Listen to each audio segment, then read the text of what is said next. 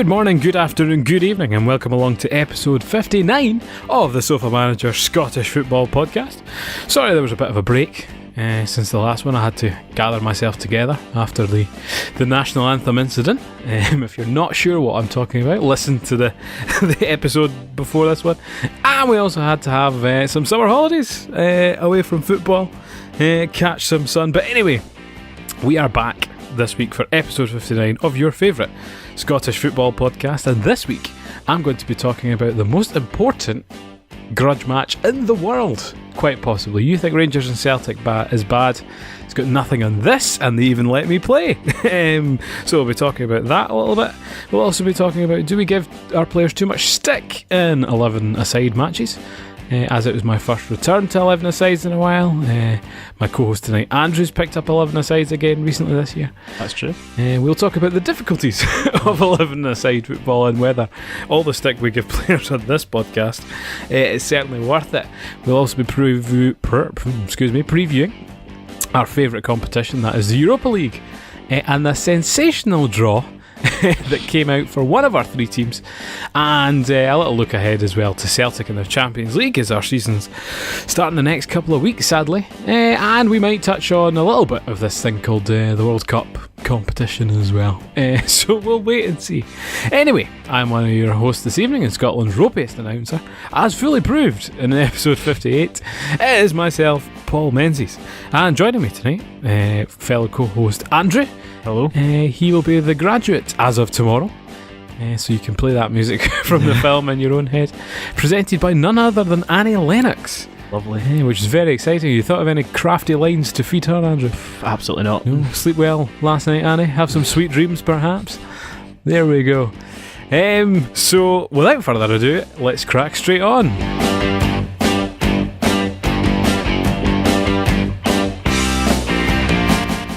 So, first things first, as per usual, I think we will start with the news.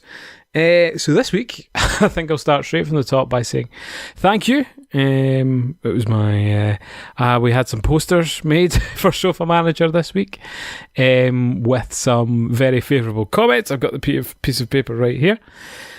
So thanks to the boys who sent me this. I'll pop it up on the screen just now if you're on our video podcast. They wanted a wee shout out, so thank you, boys. I think Oscar, Liam, Dominic. So that's the big news of this week. Also, Kenny Miller has just been announced in the last couple of days as the new Livingston manager.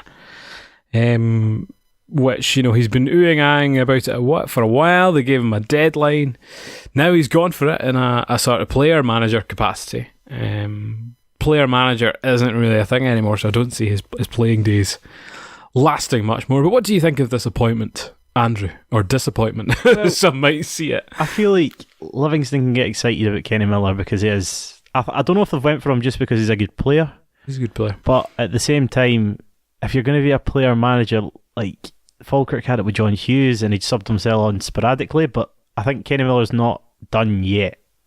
He's not done yet. But as football manager came, like, it seems to be like modern football seems to be loving this football manager image because Steven Gerrard, Frank Lampard, Kenny Miller. Yeah, but they're not player managers, either Frank or Steven. Does it not just show that like Scottish football's maybe sort of laughable at that point? Considering like no other English team, could you name an English team with a player manager in say like the top three leagues? No, but it's very different up here. Well, yeah, but you look at Martin Canning was a player manager at Hamilton. They had Alex Neil as well. I'll give you that. And they very rarely played themselves. So, but does Ken Miller have any coaching badges? I don't know. No, but then coaching, but he would have to claim himself as like a player coach.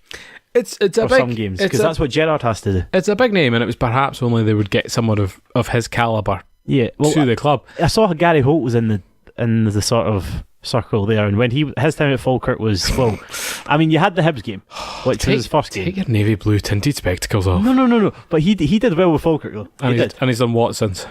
He's assisted Norwich in staying in the Championship. Wow, so nothing. Brilliant. No.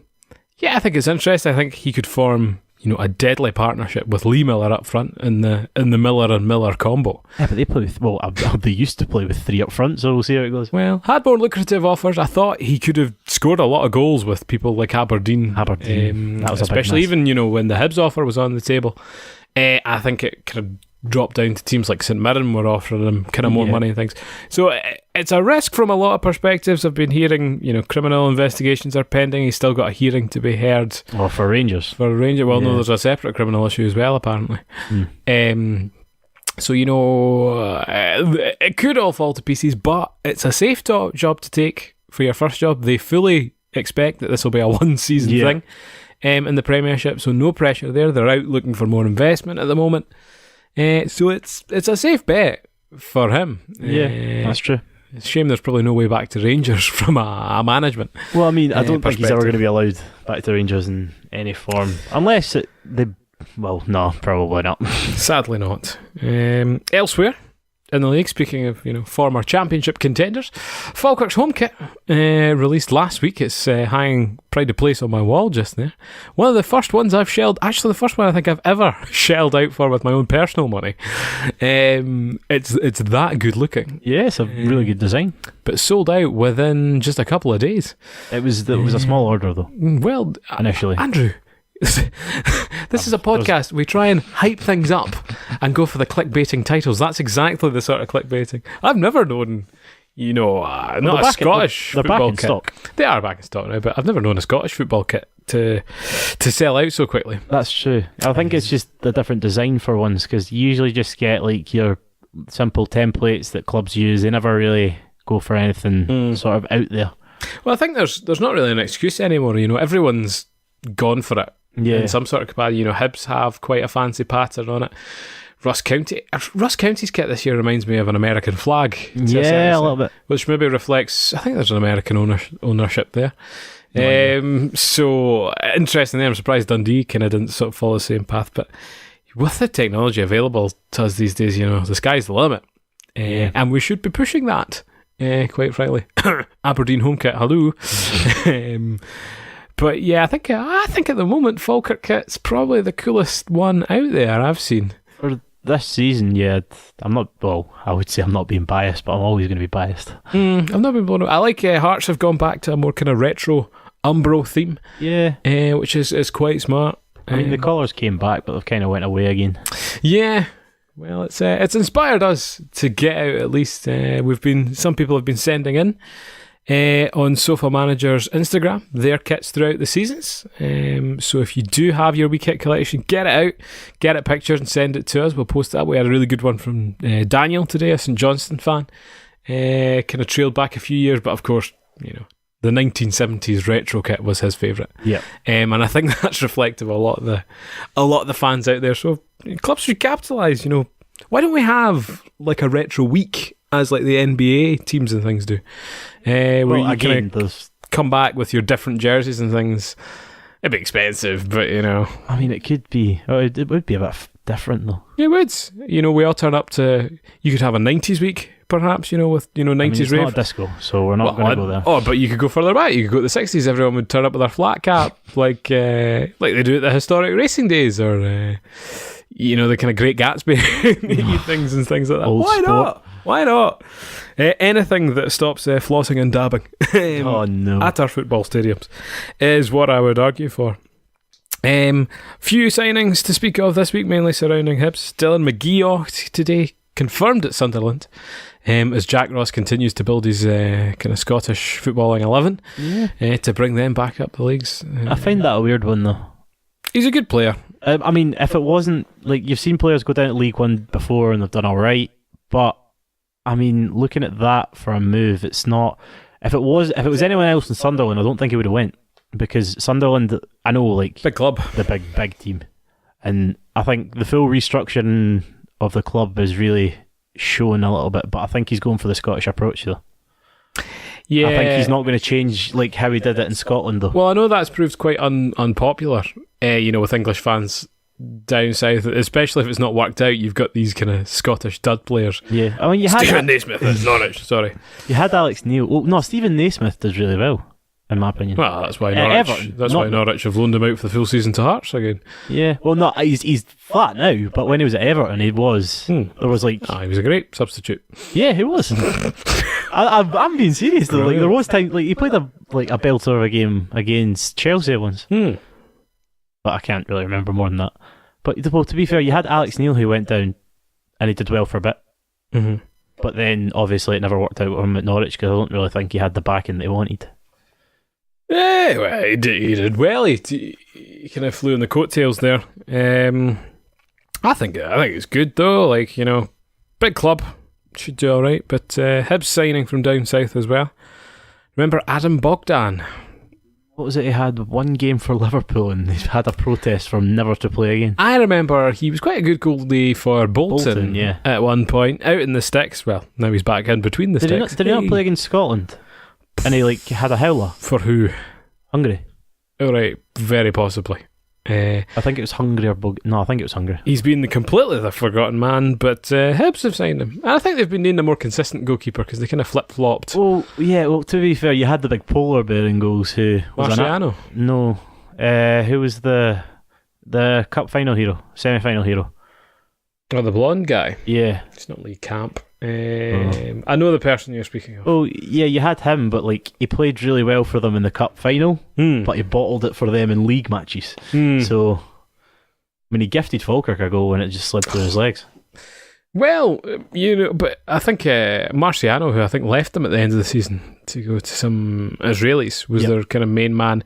Cammy Bell never really found his footing there. I mean, the bizarre deal with Scott Bain never really panned out. I don't know if this is a dead certain one for the future, but you know it works in the meantime. That's true. And shores them up. We'll come back to Hibernian a little bit later in our Europa League preview. Wait, actually, thinking about it, was Bogdan at Bolton when Lennon was there? That might have a link there, but they might have crossed paths. That's a good point. That's maybe how he's come by him. He tried to get Izagiri as well, but he cited some agent problems or whatever else. It's a raging excuse. He would have been a good signing though. But anyway, stuff this professional football malarkey. Let's get to where the real deal was at. So, a little bit of narrative. Having spent 5 years at university and a further 2 years training, purposely, well, not really, but almost, for this very occasion to claw my way into what I would know as the most illustrious game in football. It had been 8 long years since I last contested such an occasion, and I savoured every moment in front of literally tens of people as I walked out onto the crusty AstroTurf, amongst the fans, the librarian and the cleaner. Can you guess what it is yet?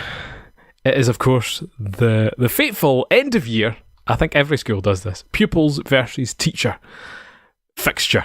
If you don't know, I am a school teacher, and this year volunteered myself to play in the pupils versus teacher match. So this was our topic for this evening.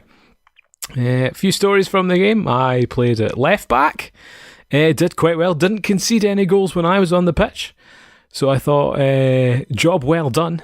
But for the first time ever in my footballing career, I was booked in a pupils versus teachers. How seriously were they taking this? Simulation. Well, I was furious because the referee, I think, who already had something against me quite blatantly. I was pulled up for a shoulder-to-shoulder challenge. These young lads could not handle my pure strength that had been building for 8 years for this very occasion. So I was furious about that, and as a ball was looped over the top, I was chasing back one of their quick strikers. It was going in towards the corner. So what I tend to do to put people off is just scream at the top of my voice. So I did that. This young lad panicked. Frankly, probably wet himself. And he pulled up. And now he's in my way of the ball, so I merely pushed him. I thought to one side. So you say you push him. Well, you're not allowed to push. I wouldn't say two hands were involved on his back. Well, that's exactly what happened. There we go. So he was pushed over, and the whistle blew up, and I remember running towards the corner and just saying, "Oh dear, that was a bad one," to the tens of people literally gathered in that corner. But to my amazement, the person I'd pushed over, the pupil, was the grandson of one of the cleaners. actually spectating. So a tirade of abuse came my way, and I had to swiftly exit to the changing rooms after the match, as I was told to. Yeah, you better keep running. In other words, I was in severe danger of a very hostile audience. Well, no, but if I you must think say, about it, like, have you ever seen? Well, I've never heard of any incidents, but there must be at some point where a game like that's got ugly. Like if you go to like the sort of rougher areas. well, there was a few. The teachers were no holding back. Oh no, but you There don't. was a few challenges. I was like, good grief, that was 2 feet. You know, I was calling for my own players to be booked. It was that bad. Oh yeah, but if you look at some of the teachers, once you get older, like some of them would just do it for a bit of fun, and then it's like in PE when you played hockey. If you played it with people that didn't know how to play it, you're very likely you're going to snap a shin. Nobody knew how to play hockey. No, where we but went, like there's some people that would just swing it. So like some people with their legs will get clumsy and they'll just start flying. Well, the problem we had is we played it on an evening where it was kind of between 33 and 35 degrees Celsius. Lovely. And having not played 11-a-sides, I know I've been preparing, quote unquote, in commas, for this for 8 years, but once I'd sprinted, there's just no recovery happening. It was just nothing. It was just sweat and heat, and whilst I did my defensive role, I think quite well. I thought my positioning was quite good. I had the pace to kind of cover anything. You still got the pace. Still got the pace. It was noted by some of the pupils. Actually, they told me that my pace was burning, or at least that's what I heard in my dehydrated state. I'm not entirely sure.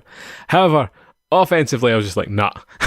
I was just walking, and I think that's maybe what let me down as well. I had the position, and I did my job well. I think, heading clearances and stuff like that. Yeah. Perhaps didn't get quite the dribbling going that I wanted to, didn't get quite the passing, and I think just the composure when you're in that situation, because you need to get used to it again. You do.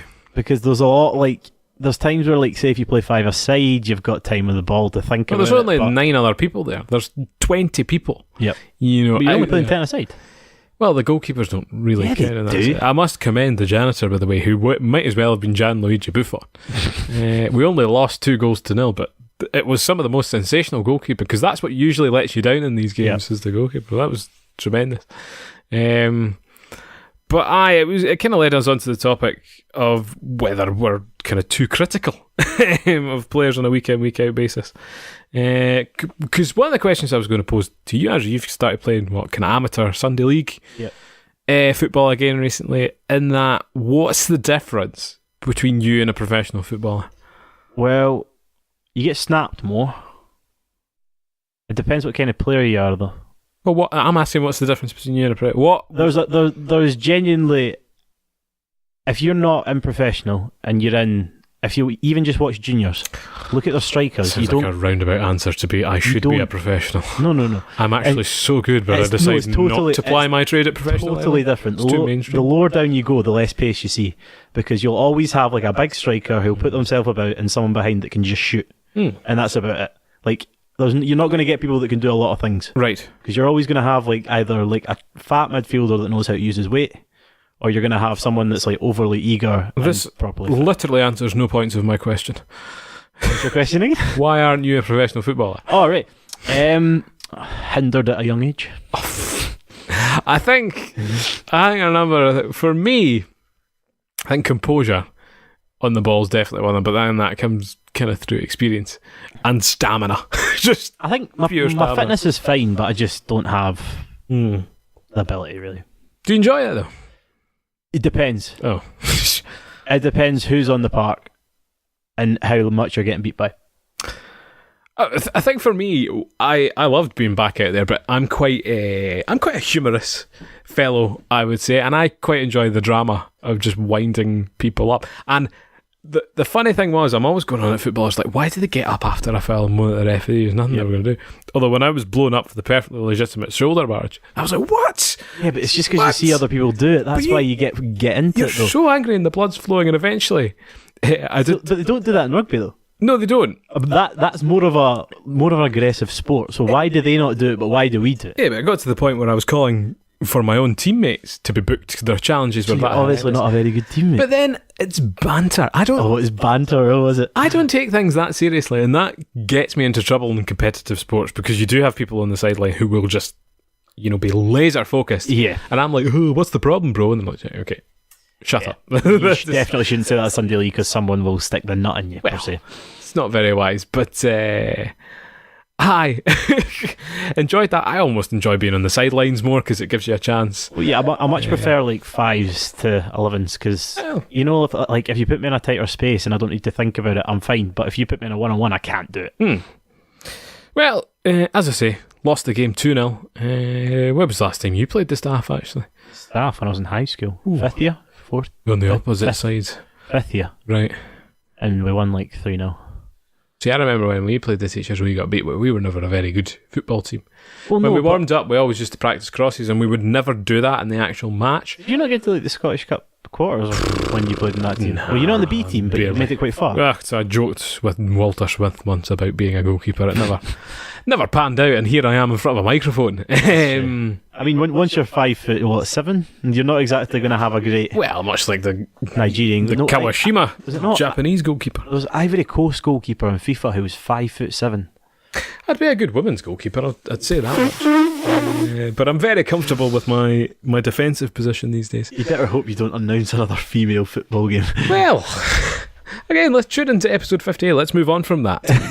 But it leads me to say, which departments at the school are the best footballers? Well, so obviously your first reaction would be go to, say, like PE. It's not, though. But the PEs were woeful at shooting. Yes, they were very athletic, and I'll give them that. Shooting was awful. Absolutely awful. Don't know what they're teaching the kids. But it can't for like good. Maths teachers for their angles. Social subjects. Social subjects did well. What, so people that really couldn't be bothered teaching an actual subject, so they went for social subjects? Geography and history, and these are the most interesting subjects at a school. They have the most substance, the most culture. They are essentially the foreign footballers of the game, if you think about it. Very much, the Italians or the Spaniards. Well, you had the rumour the going skill, about the flair. One of them was an Argentinian centre half who just kept going through people, but there was once where I think there was like an Italian substitute teacher in our school, and there was a full rumour that went about it's like, he played for Roma's B team once. He never did. Of course he didn't. But again, there's always obviously someone that starts this and it just floats about. Very gullible. When we went to school, the motivation was to be like Tam Scobie. Yeah, but Tam Scobie is an absolute hero. Well, he wasn't really at the time and still remains not so now. He's a phenomenal footballer. He's an absolute inspiration to everyone that ever wants to be a defender. I must also commend the science department. The science? Wait, so you're commending yourself? Well, I'm not specifying what subjects I teach, but we combined excellently and had the best of everything. I would say had the best of everything. This where you throw in some form of joke? No. Nothing to do with your chemistry, no? No. Team chemistry, that's good. We do have a teacher at the school who runs a wee moth club. They were inquiring whether he would play. Moth club, yes. Like as in they're very beautiful. You think, moths, they're just annoying. No, but how can you have a moth club? Well, you catch them and you look at different ones. Oh, you catch them? Wait, yeah. How do you do that? Well, I'm not going to get into it now. There's a trap. There's lots of... You put them in the fridge. One of the pupils' parents was very angry about this. But anyway, they are much like beautiful butterflies, but the joke with that was he would play on the wing. Of course. Ba-dum-dum. So write in if you enjoyed that. What other departments did we have? The Jannies put in a good shift. What about the English teachers? Or was that mainly didn't turn up as per. They're not there for... they would have been too busy play acting and diving anyway. Same with the drama department. Which would have been quite handy. Any music department out with the vuvuzelas? No. Or even doing the announcing would have been quite handy. True. And if you have the Mexican one, they'd come up with an acoustic guitar, cowbell. Well, the Mexican wave. That's true. What was that big thing at the World Cup? Was it Germany? Or was it 2000? Was it South Africa? What? The vuvuzelas? No. The Mexican wave. Yeah, that was at the World Cup in Mexico, Andrew. Hence the Mexican wave. No. But like I'm talking more recently. Oh, good grief. Okay, whatever. Anyway, it's been done all over the world from then on. So there we go. A fun time had by all, and I look forward to pitting my wits against the pupils again next year. I'm hoping to be more prepared, as I was acutely unprepared in terms of fitness. But again, no goals conceded, and I've got now black marks down the back of my Paris Saint-Germain shirt because I like to throw myself about. What AstroTurf was it? It was like middle of the road AstroTurf. So like 4G? 3G? I think it had pellets. Oh, right. So like, was it really short? Yeah. Yeah, so as long as it wasn't like the sandy one. No, not That's Sandy. horrible. Sandy. She's away in Greece anyway. Our next topic, is there anything we want to talk about World Cup wise? Well, you had Japan with their magical... My poor little Japan, just as we spoke about Kawashima, the small goalkeeper. Yep. Brutally punted out by those nasty, nasty Belgians. That's true. 3-2. I was gutted. Absolutely gutted. They were one of my teams. The second goal by Japan was an absolute belter. Do you know what? It was in sharp contrast to the other knockout game where Russia managed to kind of scrape by Spain. Yep. But Russia were just an incredibly poor football team. Every time they tried to punt the ball north, there was just no quality in terms of the ball, in terms of the first touch, in terms of possession. I'd love to see the average age of that first team, because it must be in the 30s. But then you compare and contrast that with the relative underdogs in this case, Japan, who were playing wonderful triangles. I think arguably had the better of the play during the match. Yeah, but then Belgium, I think, as soon as they brought on Fellaini, it was just... They just had a height advantage. It was, you could see the big difference, because obviously the Japanese people aren't known for being the tallest. Well, Yoshida's a pretty big unit. Yeah, but he's... aside from that, no, I see aside from that, you've still got Fellaini. What's he, 6'5" or something? And that afro just gets in your way. It's annoying though. You see these kind of beautiful footballing teams just being powered by these bigger, more powerful sides. Yeah, but I mean, can you really say there's been any beautiful football at this World Cup though? At the quarterfinals, maybe, but no, the last 32. Sorry. Well, I think everyone's massively uncomfortable. I also think teams are actually now quite happy to play for extra time. There's quite a few things we've seen. I think if you look at the South African World Cup. There were shots flying in left, right and centre. People didn't care. They wanted to score for their country. But if you look at it this year, everything in football seems to be a lot more structured, which is boring. Again, from watching it from a viewer standpoint, it's not interesting. It's getting a bit samey. And yes, I see your point, where you can just now break teams down by just defending in two banks of 4 or 6 or 8. Fair enough, you've got Uruguay are defending brilliantly. But on the counter-attack, it's either Suarez or Cavani that turns up. It's never both of them. And if both of them turn up in one game, I think they might have a chance of winning. Suarez has been relatively mince. Yeah. But I would say, see one thing maybe to put them off extra time and penalties, because that's what they're all kind of waiting for. Yeah. I think we should mix it up. We should have, along with this new VAR we've introduced, which I'm quite enjoying. They've used it a bit less in the knockout phases because I think it's been a bit controversial. But if we were to have just a pot with 3 different outcomes, so we could go to extra time. Yep. We could go straight to penalties. Or we could go to golden goal, which would have the length of extra time, because golden goal often didn't work at the time.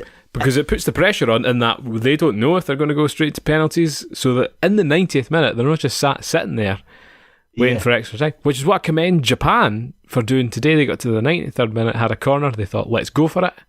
And then they bottled it. Well, they didn't ball it. Belgium scored in the counter-attack where Lukaku, who'll claim he deliberately left it. He had a mince game as it stood. I mean, was he not partially injured though?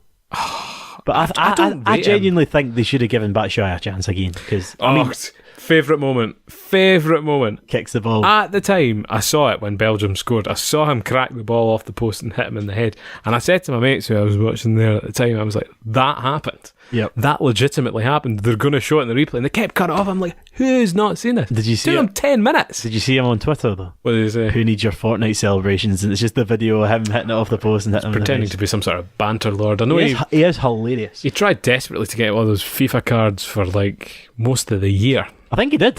He did eventually. But I'm putting money on he doesn't run his own Twitter account. Who knows? Who knows in this day and age? But it's really hard to pick a kind of front runner for Belgium. Well, just in the whole tournament, who's actually standing out? Who's just going to steamroll this competition? Well, no, because they drew with Denmark. Yeah, but before then, they were probably. I genuinely thought they had a chance of but again, once they went down, but it's all right off. I'd still say Uruguay's probably, because. But they have no one behind the attack. There's no names there at all. Cavani and Suarez. Yeah, but behind the attack. No, but they don't need a midfield. Or a defence. No, they've got a defence. Who? Godin and Jimenez. Who's Jimenez? Oh, the Atletico Madrid. Well, their defence is tight. I don't know the fullbacks. And the left back's really good as well. Well, I don't.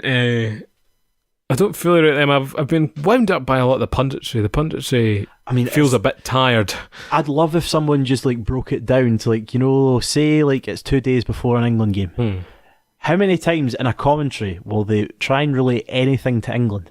Like, I'd love just for someone to just account up how many times they say England in it. Well, because BBC claim to be an unbiased. Yeah, but they're the only home nations team that are in it. So it's hard not to focus on that. But I think my frustration is that a lot of the time they compare about the experience of these national teams at international competitions, and they'll refer to results in the past and stuff. I'm like, that has no relevance. No. I think that's one of the big problems with why we don't see good football at these tournaments, is because they're all so nervous. They're coming out playing 3 games in different stadiums in different cities in a totally new surroundings. Mm-hmm. If you fluff up, you've had it, you're out, which is crazy because you see them in tears after 3 group stage games and you think that's nuts. Yeah, but you've got teams like Iran were a bit of a shock for this because they almost knocked out Portugal. They had literally nothing to lose. I think they were the first team ever in the World Cup to not have a single shot and win a game. What, on penalties? No. Remember the first game? Did they get a penalty? No, it was an own goal. Oh, right. So they didn't have a single shot. That don't count as a shot. Well, it must. Not by the team, statistically. It's not fully gripped me. I did get into that Japan-Belgium game today because I was supporting Japan. Oh yeah, but like there has actually been decent games now though, because the French game was really good because Argentina did come back and they made it a little bit interesting. But 2 brilliant goals from Pavard and Di Maria. You can't deny that. But then France could be a shout. A lot of people are talking about Brazil as well. Yeah, everyone's saying it's our year for England. You can write that off right now. The thing is, like, the more you look at it, England have got like the easiest run that they could possibly get, and yeah, but then I'm slightly like, if you looked at the way Japan played today, they could have beat England for part of the game. I just saw that Kaisuke Honda free kick just going straight into the left corner. It was a sensational free kick. So many players I like there, but no, sadly out, so I'm relying on France. So we'll see how that goes. We're going to have a bit of a World Cup special, I think, recorded later on this week. So stay tuned for that. Anyway, back to our shores. Well, kind of our shores. The draw was made for European competition in the last couple of weeks, the Europa League. So Rangers get Skopje of Macedonia. Did you not do a primary school project on Macedonia, Andrew? No, I did Malta. There you go, sorry. So you're not that helpful there. Hibernian got Runavík. Do you know where they're from? Go for like one of the Nordics. Yes. Not Sweden. There's lots of Egyptian kings on this island. The Faroe Islands. Faroe, come on. Is Faroe Nordic? Yes. Is it? Faroe Islands. So Aberdeen, of course, get a similar calibre of opponent going into the second round. Burnley. That was one of the best Twitter reactions that I've seen in a while. Are you having a laugh? In the second qualifying round of the Europa League? They are so angry about that. They wanted to go abroad so much. Well, and then they're stuck going to Aberdeen. It's you're going to get absolutely decimated. Well, because you do not have a striker. Well, Adam Rooney, who was linked with Dundee United earlier in the window, which shows you how encouraging that is. Yep. Well, that is one thing I think about Aberdeen going into these Europa League qualifiers is they've signed a couple of players. Was it like there's one boy you're giving a bit of hype about? Oh, I think it was a striker. Well, Stephen Gleeson. Yep. Where's he from? Irish internationalist, played with Ipswich, 29. I don't think he's going to light the world on fire. A holding midfield but the thing is, player. If you looked a holding midfielder player was not really what we were after. And again, yeah, it was striker. It was a bit of firepower. Yep. He's lost players like Christie over the summer. And again, they're going into these. I've been speaking to a few Aberdeen fans about it, and they are going into these Europa League qualifiers unprepared. Yep. They've kind of skated their luck in previous years, but it's not going to fly. No, because I think you needed, like, Adam Rooney's time's coming to an end, and I think you needed another Adam Rooney. So just get a failed championship striker who's about to fall off. What, Nicky Maynard? No, but you tried that. Yeah, you tried that, but it worked with Adam Rooney. It failed with Nicky Maynard, but I genuinely think you need just to take a chance at it again. Oh, they needed more of a strategy. I mean, Stevie May was an absolute flop. Well, but have you still got him? That doesn't matter now. He didn't play in European competition last year. No. So yeah, ill prepared for this fixture. If you had followed us on the Instagram, Aberdeen's turnover figures represent 8% of what Burnley make. And Burnley actually make more profit than Aberdeen actually take in. So their turnover. So if you took all the money Aberdeen take in, that's like Burnley's profit and some more, which is ridiculous. However, you look at the squad, name me 3 Burnley players. Chris Wood, Robbie Brady. Chris Wood? He's still there, yeah, Robbie Brady. Andrew Gray's not there, Tom Heaton. But they're not a who's who Is Lowton of still footballers. Yeah, Lowton, but then they're no. No, but the thing is, like, the way Burnley have done it, I think Sean Dyche, like, I saw They it got once- supremely lucky last year. No, but, like, Sean Dyche, instead of, like, investing in they'll do players at the time, Southampton.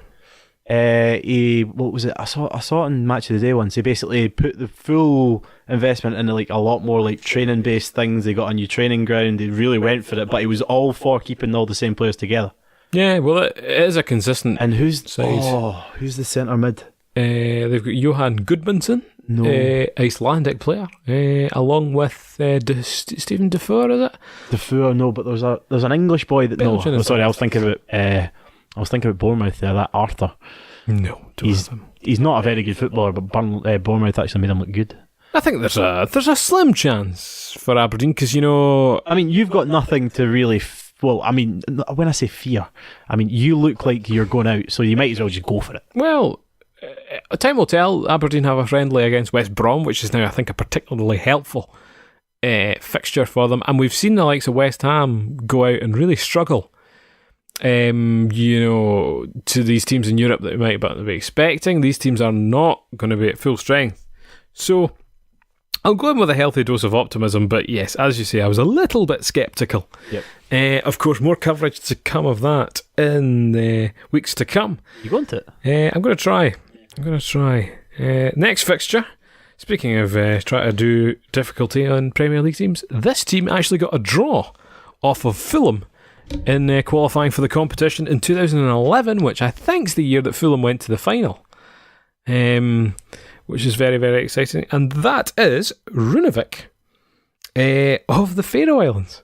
Really? Got a draw off of Fulham. They were subsequently beaten, and the only other team they've beaten in Europe have been a Georgian side and Linfield.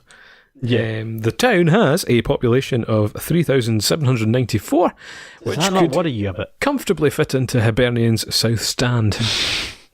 The entire population of the town. Just fit into anyone's main stand, per se. Anyone's main stand, but not their small end stand. I think Hibernian probably the most likely of these 3 teams to make it out the European or the Europa League qualifiers in my mind. Well, I think they're the strongest team at the moment. I'd love to see it, but like, I mean, Aberdeen, I think their time's up. You're going to start dropping a bit. You're not going to consistently go for second. No, we've said that. We've very much written Aberdeen off as over the curve, but we've said that so many times on this podcast. Yeah. Hibernian have kept a relatively strong side together. They've lost McGeoch. It looks like McGinn could be a bit floaty, but they've made sure of the likes of Florian Camberry. I think Jamie McLaren's still a strong possibility if that's not already been confirmed. Yeah, well, I mean, he never did anything in the World Cup, so I don't really see how that's going to... Like, if he played in the World Cup, he would have done really well, but... Yeah, would have valued him a bit more. Yeah. So yeah, a strong side, stuck together, well managed, should easily breeze by these Faroe Island team. And I think definitely because of that togetherness, they've just been such a strong, almost cup side. That's true. For like a one-off performance, they probably were the strongest team in the league last season. Well, I mean, they always played well against the big teams, though.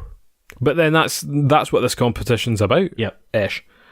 So I would tip them highly. We'll keep an eye on them throughout these qualifying stages. And then Rangers playing Skube in Macedonia. They have never qualified for the competition before, so very much an unknown quantity. And what else? Skube. Well, if they beat Skube, they go on to face Rosenborg of Norway, I believe. They're not going to beat Rosenborg. Well, very contrary to the Hibernian setup of the kind of togetherness and sticking together, Rangers have very much gone for, again, the scattergun transfer approach, and this is it's a new look setup. Yep. For them going into these fixtures, it'll be Steven Gerrard's kind of first competitive fixtures. There's a lot of hype around him, a lot of belief. He's saying all the right things. But will they be able to butter the bread? I mean, we're going to find out. I like, the thing is, I want to see them do well, but at the same time, I can't. I mean, they could be our only hope. Signings have been very up and down. People like, Nikola Katic, we don't really know. There was a guy that came in from France today, very much an unknown quantity. Another but then again, there was back as well. Oh yeah, it was I think they're just sort of picking and choosing. But yeah, randoms. There's a lot of hype about that. Like, oh yes, we're getting Tom Dallison in from Brighton. It's like, well, no, Tom Dallison's Falkirk. Oh, sorry. Who was it they brought in? Goldson, yeah. Connor Goldson. A lot of hype around that, and I was like, well, he's not played. They weren't that interested in him. No, but I think Rangers needed centre backs that wasn't Bruno Alves, because. But these aren't the quality. Or Senderos. These aren't the players that are the quality that are going to challenge Celtic. They are hoping that they are going to be, and I get that that's where they kind of are. I think Rangers just need to stop rebuilding every year. Well, they'll find themselves in a lot of trouble because there's 10 million every window at the moment. Yep. And if they let Steven Gerrard go, which if he doesn't do well, they will let him go by January, and then they'll put the money into someone else. Well, again, I've got a healthy dose of scepticism around Steven Gerrard. I mean, he didn't do particularly well with the young Liverpool team, but looking at it, it's a lot different once you come up, because what was it, Zinedine Zidane? He wasn't outstanding with the B team, but he did incredibly well with the Real Madrid team. But it's a totally different ball game, because he didn't have to rebuild anything. Rangers aren't Real Madrid. No, but Steven Gerrard can be his name could be put up there with that kind of caliber of teams, but Rangers cannot. Could be very much put down, and that would ruin his hopes for things like Rangers. If he fails at Rangers, I think he's done. I think this fixture has the potential to be a banana skin, more so than the Hibernian fixture, because Macedonia, it's really hot out there, conditions they won't be that familiar with, and it is quite a long journey. Yep. To the opposite side of Europe, and the record goes against them in the Luxembourg fixture last year. None of us hope for that, because it destroys our coefficient. It really does. Although England's coefficient must be in the tubes if they're coming in at the second qualifying round as well. No, but was it not? Oh, that's true actually. And a lot of people said it's because they got it for the league, not the cup win. And I'm like, well, even if they got the cup win, surely they would have gone in at the same stage anyway. Yeah. So it's interesting there. They won't be that keen. I know I was reading up on things like the Intertoto Cup today and how unkeen people were on things like that. Yeah. Back in the day. So fingers crossed. Celtic are going to Estonia, are they? I think so. So yeah, we'll assume that they'll be fine. Yeah. Haven't looked into them. It's not going to be a Red Imps again, please. Hopefully not, but it's the most interesting time of year for me, because again, we're playing these unknown teams with these great stats of like a population of 3,000, or once drew with Fulham. Yep. Burnley, I think this is one of their first forays into Europe. First ever, is it not? Could it be? So no interesting stats behind them. Similar size team to Aberdeen, they'll get similar-ish attendances. It's not a million miles off. I mean, it's not a million miles off, but I think Burnley are just on the field. It's totally different. We'll wait and see. We will wait and see. We wish all our Scottish teams well. But speaking of those type of fixtures, it's time to resurrect something, a game I don't think we've done in a while. It is the quiz.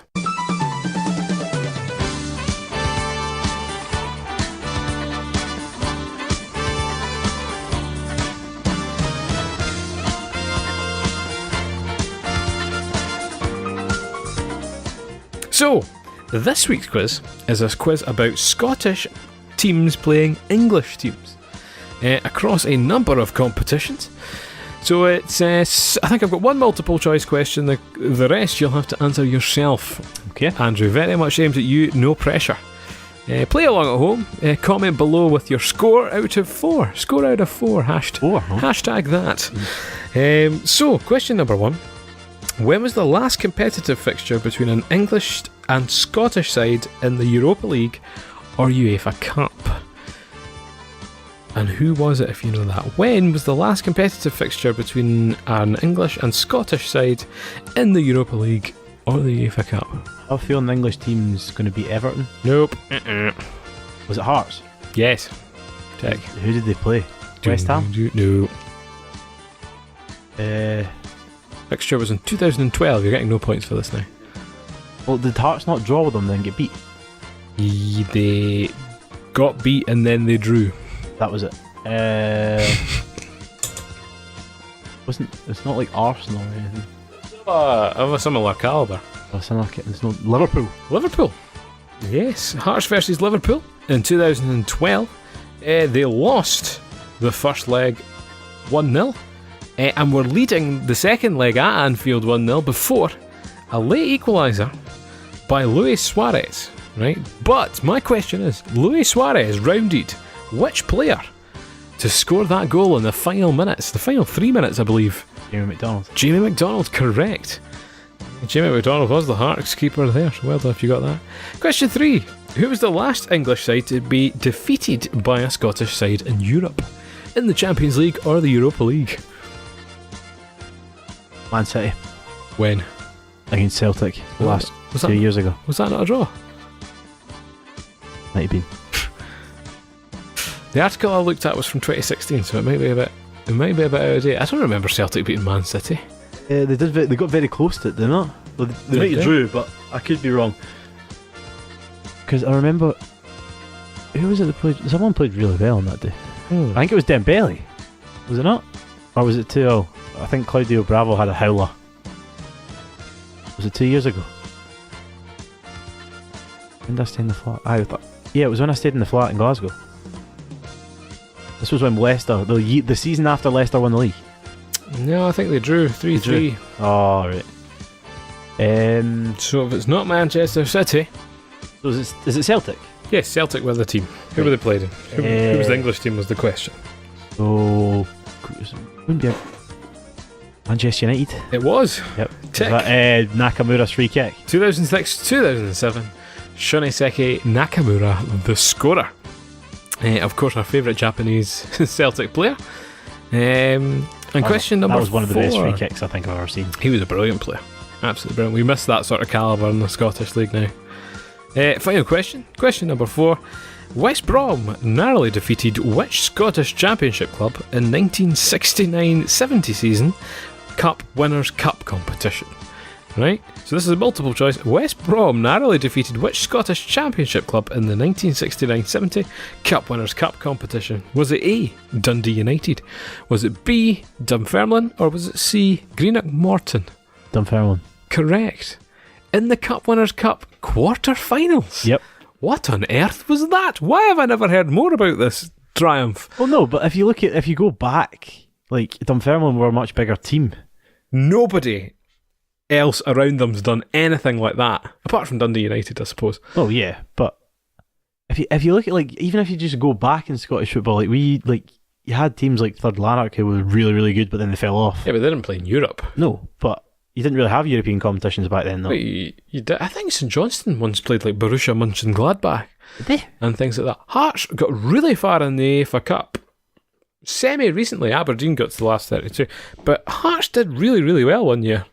And were actually the first ever British team to get out of the AFA Cup group stages. Really? Yes. How many years ago That was a long was time. that? Like it was 2003 or something like that. And then qualified for the Champions League subsequently. Ish. I don't think they ever played in the group stages. Well, yeah, but quite remarkable. So yeah, that rounds off our quiz. I think you got 3 out of 4. 2.5. Yeah, I got the Celtic one. 2.5 out of 4. Comment below what you managed in the comments. But yes, very much looking forward to European football. We've got the Betfred Cup. Starts back in the next fortnight or so. Falkirk kicked that off against Montrose at home, I believe, so very exciting there. We'll see if they've kept the same players. Yes, it'll be all new, and what we're keeping our fingers crossed for, I think, is a dismal display because that bodes well for the league. Yeah. but Montrose last season, I saw the team of the year. They got promoted. And every single defender and goalkeeper, like the goalkeeper and all 4 defenders were all from Montrose. Yeah. So that just tells you how they won it, the league. Sean Dillon. Sean Dillon did really well. Named from Montrose, a very, very strong side in League 2 last year. Going up to League 1. There's a surprise drop for him, though, from the Championship all the way down. What, Montrose? Yeah. I didn't remember Montrose. No, from Dillon. to go from Dundee United all the way down. He never happen. I saw John Baird's moved to like Forfar and stuff as well. John Rankins went from Queen of the South down to Clyde. Thing is, if you want to play your football, you've got to be shifting. So I will be interested to see that. I think we'll do a wee bit of a preview of that next week. And of course, Sofa Manager is your number one spot for your comprehensive Betfred Cup reviews. Anyway, I think that grounds us firmly to a halt this week, does it, Andrew? Sounds about right. So I'd like to say a big thank you for listening from myself, Paul. Myself, Andrew. Oh, good. And we are now on iTunes and Google Podcasts, so we're nice and easy to subscribe to now. So give us a subscription. Give us a rating, it'll help us a lot, especially if you've made it this far. Sorry for disturbing your ears that much. But again, thanks for joining us, and have a good evening, a good afternoon, and a good morning. Bye bye.